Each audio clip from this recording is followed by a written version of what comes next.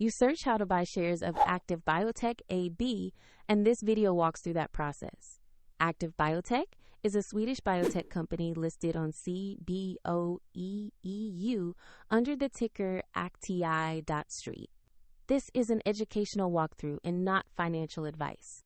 You need a broker to buy shares, and we use eToro as an example to show the steps. After registering, you must verify your account, usually by uploading an ID, and add funds to trade.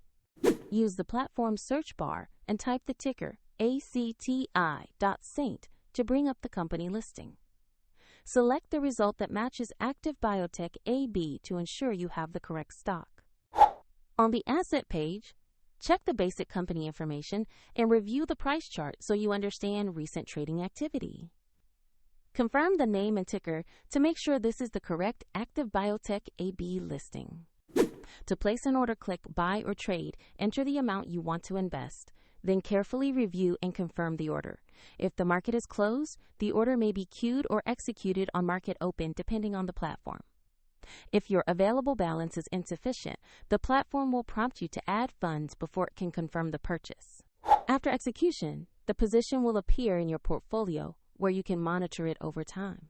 A link to eToro is provided in the description should you wish to explore the platform.